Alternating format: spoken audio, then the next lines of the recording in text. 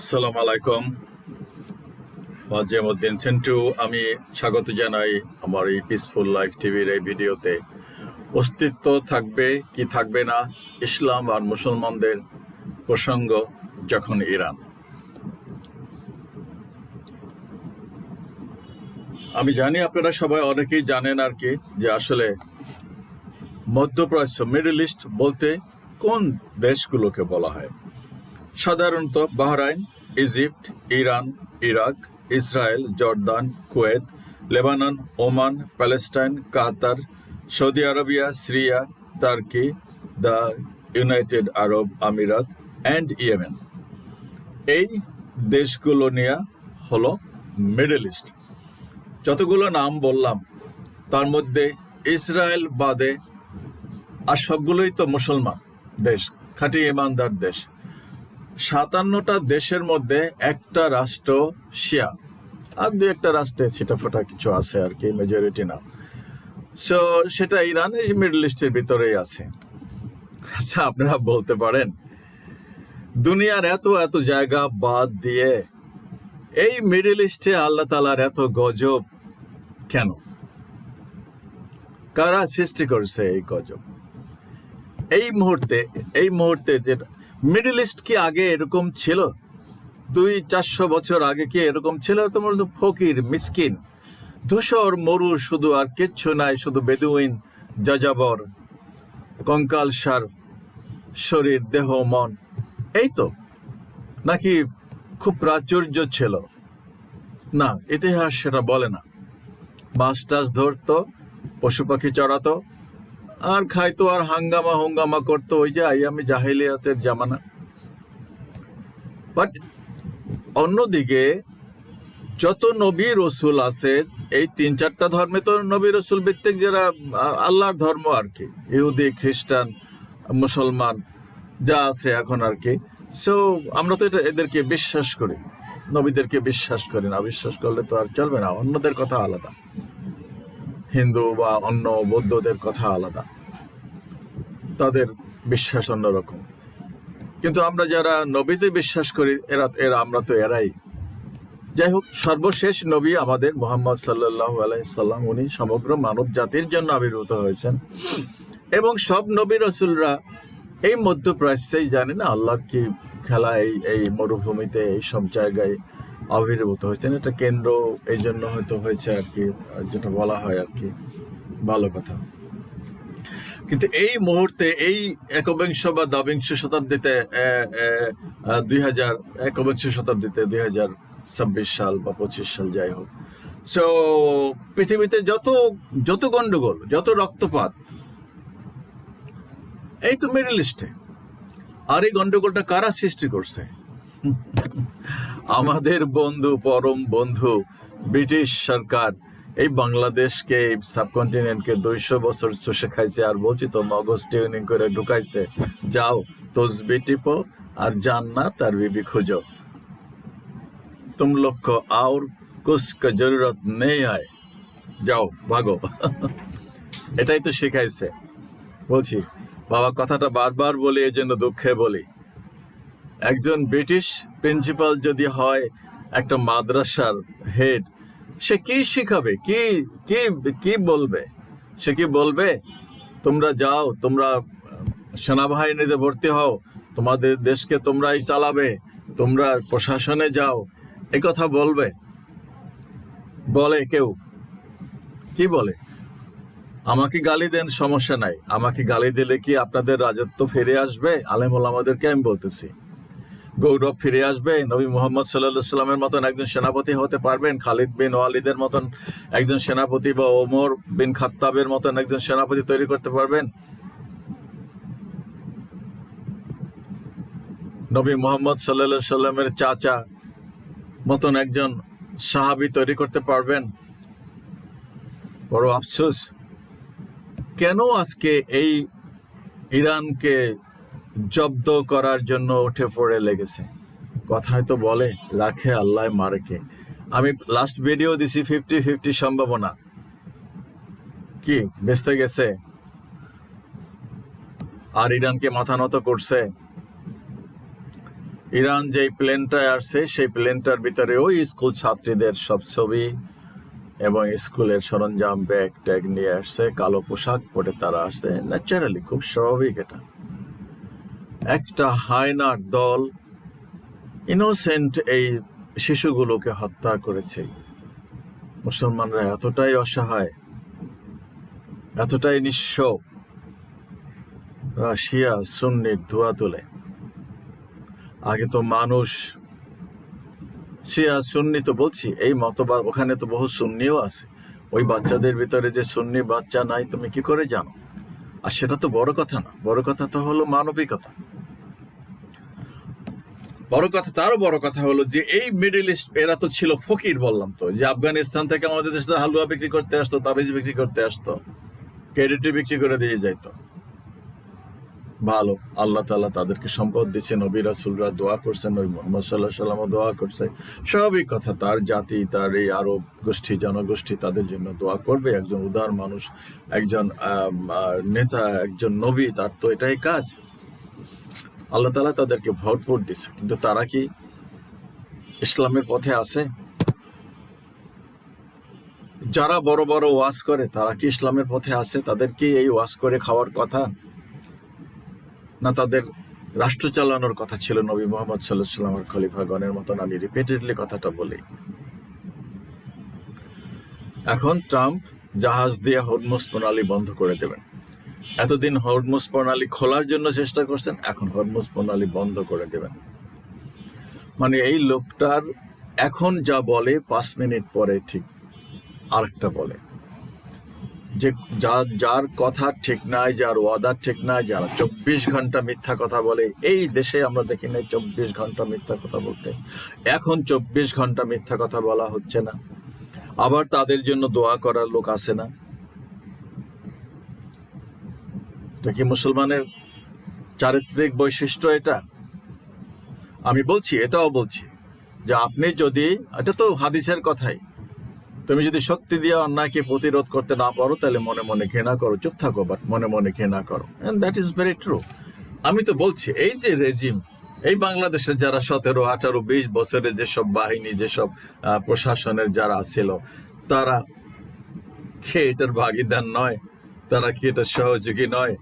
কেউ, হ্যাঁ, আপনি যদি রাগারাগি করে পদত্যাগ করেন তাহলে একটা সব আপনি তো স্বেচ্ছায় পদত্যাগ করতে পারেন যে আমার শরীর ভালো লাগতেছে না, আমি আর এই চাকরি করবো না। কেউ কি আটকায় রাখে? এরকম কোন নজির আছে? এই দেশের কোন মন্ত্রী, মিনিস্টার, কোন সচিব, কোন প্রেসিডেন্ট, কোন অমুক তমুক স্বেচ্ছায় পদত্যাগ করে হাসি মুখে বিদায় নিছে? বুঝতাম কোন আলেম ওলামা এরকম করছে যে না আমি এই ইমামতি করবো না, আমি এই খতিবগিরি করবো না, আমি সরি। সেই সৎসাহস আছে, সেই নীতি, সেই আদর্শ, সেই বিশ্বাস আছে? বাবা আমি বলছি, একদিন সেদিন আমাকে একজন বলতেছে, আপনাকে তো বাচ্চা ছেলে হবে আর কি, জাস্ট ফোন দিচ্ছে, আমি ফোন ধরে নেয়, পরে আমি বলছি ইউ ক্যান টেক্সট মি। তো টেক্সট করছে, স্যার আপনাকে তো এরকম বকা দিবে, গালি দেবে। আমি বললাম গালি দিলে তো ওনারা জান্নাতে যাবেন, আমার তাতে তো কোনো সমস্যা নাই, আমি তো খুশি হব। আমাকে গালি দিলে সওয়াব হবে, তার ফায়দা পাবে, তারা জান্নাতে যাবে, আলহামদুলিল্লাহ, আমি তো উছিলা হব একটা আল্লাহর কাছে। আমি বলতে পারবো আল্লাহ আমার উছিলায় তো ওনারা জান্নাতে গেছে, সো আমার তো কোনো কষ্ট নাই তাতে। আমাকে গালি দিলে, আমাকে বকা দিলে, আমাকে মারলে, যদি কারো যদি জান্নাত হয় সেটা আমার জন্য সৌভাগ্য, আমি তার উছিলা, সমস্যা কি? কিন্তু ঘটনাটা হলো আমার তো বিষয় না, আর আপনার একলারও তো বিষয় না, বিষয়টা হলো একটা জাতির, 200 কোটি মানুষের বিষয়। কি নিয়ে আজকে গন্ডগোল? এই গন্ডগোলটা কারা সৃষ্টি করছে? এই যে ব্রিটিশরা, এত মহান একটা জাতি, সারা পৃথিবীতে 50টা রাষ্ট্র আছে যাদের কমনওয়েলথের সদস্য সম্ভবত, এই রাষ্ট্রগুলোকে ওনরা চিবাইয়া চিবাইয়া খাইছে। আবারও বলতেছি, চিবাইয়া চিবাইয়া রস খাইছে, নিগড়াইয়া। ওনারা সাধু সাজছে, ওনারা এখন বড় বড় বক্তৃতা করেন, বয়ান দেন, সাহায্য সহযোগিতা করেন। আর এই ইসরায়েলকে কারা সৃষ্টি করছে? কোনো সমঝোতার ভিত্তিতে একটা রাষ্ট্র তৈরি হয়েছিল, পৃথিবীতে আর কোথাও জায়গা ছিল না যে ওনাদেরকে জায়গা দেওয়া যায়, ওইখানে এই মিডল ইস্টে এই মুসলিম দেশগুলোর কলিজার ভিতরে এই আইনা ওদেরকে বসায় দিচ্ছে। এবং শুধু বসাই দিয়ে ক্ষান্ত হয় নাই, এই রাষ্ট্রটি এখন গোটা মিডল ইস্ট তার নেশায় চেপে বসছে, সে এটা কবজা করবে। আসলে ঘটনাটা তো অন্যরকম। আমার যেটা ক্ষুদ্র জ্ঞানে যেটা বলে, খুব মজাদার একটা ঘটনা। মানুষ যখন আসলে একটা অন্যায় করে ইজ্জতের প্রশ্ন হয়ে দেখা দেয়, তখন আসলে সেই ইজ্জত যখন থাকে না ক্ষমতাসীন বা কিছু গ্রামে, তখন সে মরিয়া হয়ে তার ইজ্জত বাঁচানোর জন্য অনেক কিছু করে, পাগলা হয়ে যায়। আসলে সেরকম হয়েছে। ওই যে আমি বলছিলাম একটা ভিডিওতে, ক্রিমিনাল অ্যাফেকশন। আমার এক পরিচিত লোক, তার ভাইয়ের শালি ছিল, ওখানে যেত টেত আর কি। তো আর একজন আমাদের এই গ্রামের আর একজন অল্প স্বল্প শিক্ষিত গল্পের ছলে বলতে, স্যার ওখানে কেন যায় তুমি জানো না? ক্রিমিনাল অ্যাফেকশন আছে, ক্রিমিনাল অ্যাফেকশন। বুঝতে পারছি। এখন তো জিএফ বিএফ টিএফ বলে আর কি, যাই হোক। সো ঘটনার পিছনে তো ঘটনা থাকে। ওই সব ঘটনা ছাপাই গিয়ে এখন হয়েছে ইরানের তেল, হরমুজ, এই সেই পরমাণু বোমা ইত্যাদি ইত্যাদি। ওই ব্যাটার বিরুদ্ধে অনেক কেস আছে, ইসরায়েলের প্রধানমন্ত্রীর বিরুদ্ধে। সে কোনো অবস্থাতেই যুদ্ধটা থামাতে চাচ্ছে না। যুদ্ধটা থামালে তার সমস্যা, প্রকট সমস্যা। সে তো তার বিরুদ্ধে তো মানে সমন জারি হবে, সে তো দোস্তর মতন জেল খাটবে। আর ওই বলছি তো, এরা, আপনারা এদের ইতিহাস পড়বেন, এরা এত চালাক, এরা এত দূরভিসন্ধিমূলক। আল্লাহ তাআলাও কোরআনে বলছে এদেরকে আমি শ্রেষ্ঠ জাতি হিসাবে পরিণত করেছিলাম, তৈরি করেছিলাম। কিন্তু এরা কোনো শুকরিয়া এদের নাই, কোনো শুকরিয়া নাই, এবং এরা নাফরমান। এরা কথায় এবং কাজে এদের কোনো মিল নাই, এবং that is very very true. এরা এই মুসলমানদের অস্তিত্ব এরা রাখতে চায় না, এটাই বাস্তবতা। শুধু এরা না, এই পয়েন্টে এই মুসলমানদের ইসলামের অস্তিত্বের প্রশ্নে সব বিধর্মীরা ঐক্যবদ্ধ,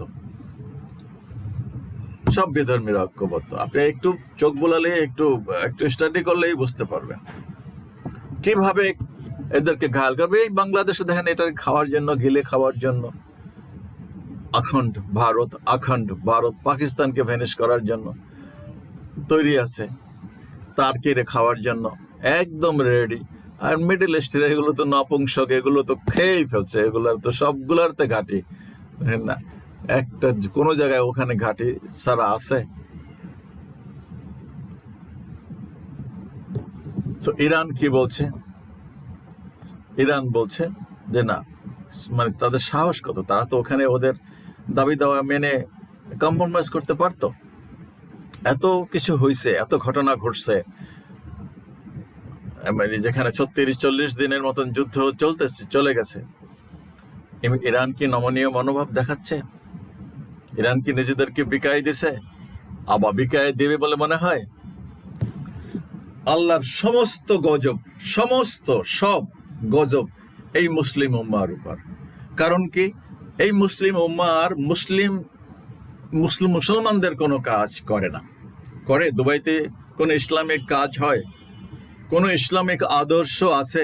বা অন্যান্য দেশগুলোতে নবী যেটা বলে গেছেন, ইসলামের যেটা কাজ, আইনের শাসন, সম অধিকার, মানবতা, আল্লাহর একত্ববাদ, আর যা যা আছে কোরআন এবং হাদিসে, এটা পুঙ্খানুপুঙ্খ রূপে কোনো একটা দেশ, মানে এই যে বাংলাদেশে 18 কোটি মানুষ, নামাজ পড়তে গেলে জায়গা পাওয়া যায় না, গুতাগুতি লাগে, মনের দুঃখে আর প্রথম কাতারে বসি না, ইমামের পিছনেও দাঁড়াই না, এখানে একেবারে এক কোনায় যায় একটা কোনো রকম একটু বসি আর কি। যাই হোক, এত সবের আমার তো দরকার নাই আসলে।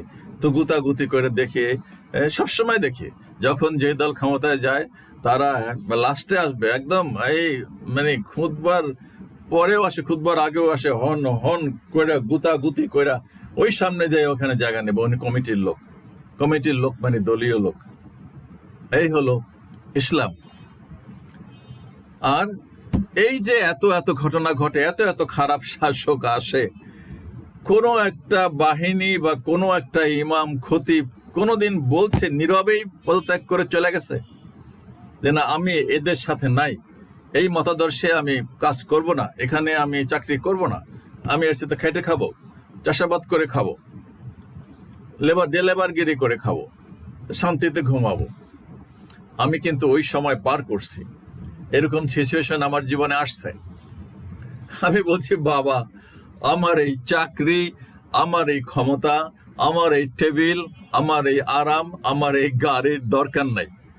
আমি আমি আমার বাসায় বলতাম 9টা বাজলে তাড়াতাড়ি লাইট নিভাও, আমি ঘুমাতে চাই, আমি ঘুমাবো। এখন এই ভিডিও টিডিও করতে গিয়ে অনেক রাত হয়ে যায় অনেক সময়। আদারওয়াইজ আমি কোনোদিনও রাত জাগি না। আমি আমার বাবার কাছ থেকে এটা শিখছি। আব্বা তো 8টা-9টার ভিতরে ঘুমাই যেতেন সবসময়। সকালবেলা একদম ফজরের সময় উঠে নামাজ পড়ে কোরআন তেলাওয়াত করতেন। আব্বা সারা জীবন কোরআন তেলাওয়াত করেছেন। আমার বাবার নাম ডাকনাম ছিল মুন্সি, মুন্সি আনা পড়তেন আর কি। যাই হোক, আমি সে বাবার সন্তান। সো আমি বলতেছি এখনো আর কি আমার ভিডিও টিডিও করতে গেলে অনেক সময় কোথা দিয়ে সময় চলে যায় বুঝি না। বাট আমি তো সবসময় early to sleep and early to bed একটাতে, এই নীতিতেই বিশ্বাস করছি, করি আর কি। যাই হোক, তো কোনো নিয়ম কানুনের ভিতর দিয়ে ইসলামের কোনো আদর্শ, ইসলামের কোনো সামান্যতম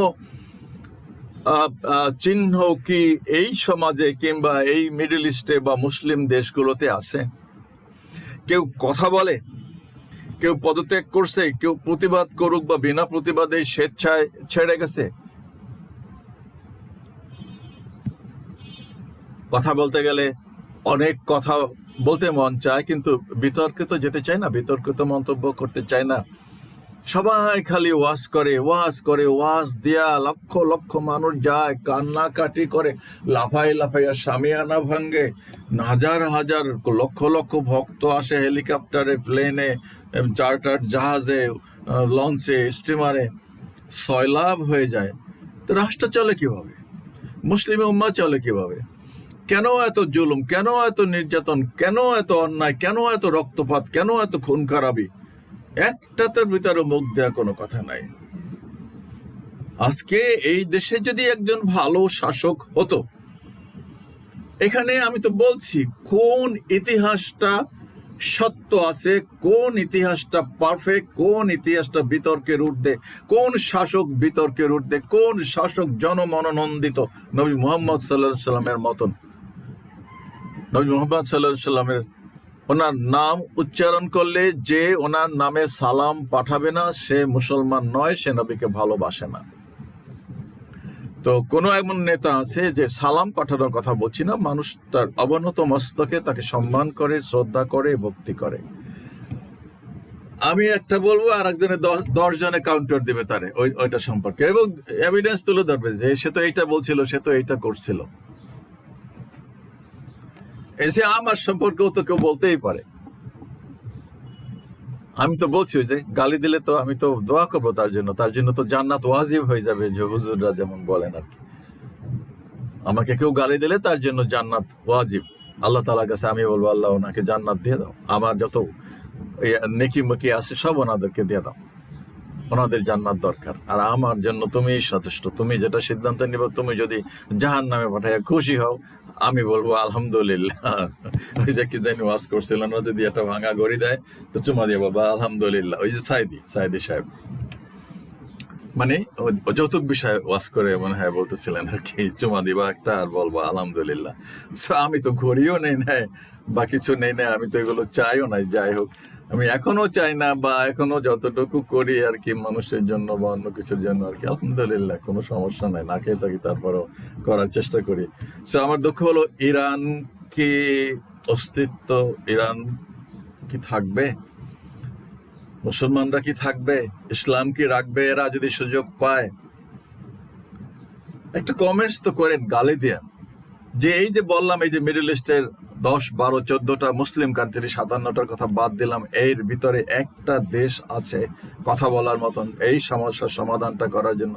পাকিস্তান একটা উদ্যোগ নিচ্ছে, বলছি পাকিস্তান নিজেই তো একটা, কি বলবো আর কি, কারে গালি দিতে ইচ্ছা করে গালি দিতে চাচ্ছি না। আফগানিস্তানের সাথে এই ডুরান্ড লাইন নিয়ে গন্ডগোলটা, একটা ডুরান্ড লাইন, এই তো ডুরান্ড তো একজন ব্রিটিশ মানুষ এটা সৃষ্টি করে থেকে গেছে, মানে ওদের সীমানা সেটা বিতর্কিত, একটু মেনে নেয় নাই। আর ওরা তো চাইছেই এটা জিয়ে রাখার জন্য। তো ওরা চাইলেও আমরা কি সেটা, দুইটা ভ্রাতৃপ্রতিম মুসলিম দেশ, এটা কি জিয়াই রাখা ঠিক? একটু ছাড় মার দিয়ে দুই পক্ষেরই তো যদি সমঝোতার ইচ্ছা থাকে তো সেটা করতে পারে না। Is it impossible? আবার তো বলি ইম্পসিবল বলতে কোনো শব্দ ডিকশনারিতে নাই। একটা সীমানা সেটা নিয়ে ফয়সালা করতে পারতেছো না মুসলমান। আমেরিকারে ডাকবা, না ইসরায়েলরে ডাকবা, না ব্রিটেনরে ডাকবা, সারা পৃথিবী ডাকবা, তাহলে তোমাদের কি আছে? তোমরা কি করতে পারো? তোমরা কি করার ক্যাপাবিলিটি আছে?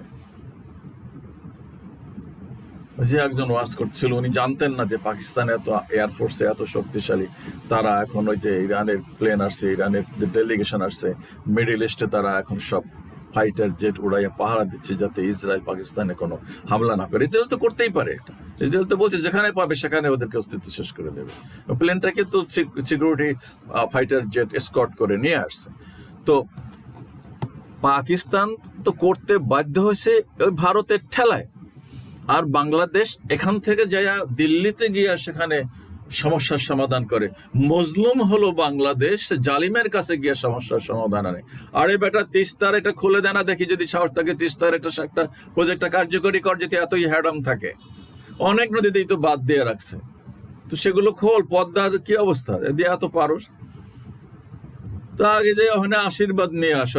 ক্ষমতায় কিভাবে আসছে এটা তো বাংলাদেশের সব মানুষ জানে, আমি না জানলেও সবাই জানে। আর কি আবল তাবল এখন বলতেছো? কেন বলছি এই প্রসঙ্গ? তো এটা তো মুসলিম দেশ, এই প্রসঙ্গে তো আসে একই চরিত্র তো সব জায়গায়। সব মুনাফিক, সব বেঈমান। ইসলাম থেকে এরা মাইল হাজার হাজার মাইল দূরে সরে গেছে। একটা রাষ্ট্র ইসলামিক অনুশাসন নাই, বরং থাকলে এই ইরান আছে যারা আল্লাহতে বিশ্বাস করে এবং আল্লাহর বিশ্বাসেই বলিয়ান হয়ে, নাইলে ইরানের মতন দেশ সারা পৃথিবীর বিরুদ্ধে যুদ্ধ করে টিকে আছে আজকে 6-7 সপ্তাহ। এবং এই যে এত বড় একটা জাগডোল পিটায়া একটা হলো, নেগোসিয়েশন হলো, একটা চুক্তিতে আসা, জানিস না ইরান তো সেখানে নথি স্বীকার করে নাই, না করার প্রশ্নই আসে না। সো আমরা আবার যুদ্ধে দেখার জন্য প্রস্তুত হয়ে বসে থাকলাম। এবার বলছে উনি এখন এতদিন কইছে হরমুজ খুলে দাও, এবার বলছে আমি নিজেই বন্ধ করে দিলাম হরমুজ। মানে আসলে আপসাইড ডাউন আর কি। দেখা যাক আমরা হরমুজ খোলে, না হরমুজ বন্ধ হয়, না হরমুজে তরমুজ পাওয়া যায়, কি হয় আর কি। আমি তো বলছি 50 মাস তো চলতে পারে যুদ্ধটা, 50 বছর না চলুক। দেখা যাক। ইরানকে কত শব্দ ব্যবহার করছে, ইরানকে একদম ডিমোলিশ করে দেবো, ইরানি সিভিলাইজেশন ধ্বংস করে দেব, একটা সভ্যতাকে ধ্বংস করে দেবো। তো বলছে এটা তো মানবাধিকারের মানে এটা তো পরে জাস্ট অন্যায় আর কি। জাস্ট আন্তর্জাতিক আইন ফাইন আর কিচ্ছু নাই। কোনো কুতুবে কথা বলে না। বাংলাদেশের কোনো যারা মানবাধিকার নিয়ে মুখে ফেনা তোলে তারা কই? আসলের তলে বসে রয়েছে। এগুলো মানবাধিকার না, বিশ্বের এই যে অন্যায়, এই যে জুলুম ইরানের উপরে একচ্ছত্র ভাবে, একতরফা ভাবে, এই যে ইসরায়েলকে দিয়ে আশেপাশে সব পাঠায় ফেলাইতেছে, যে একটাও তো কথা বলে না, দেখি না তো একটা কথা বলার হেডমও নাই। আল্লাহ হাফিজ, আসসালামু আলাইকুম।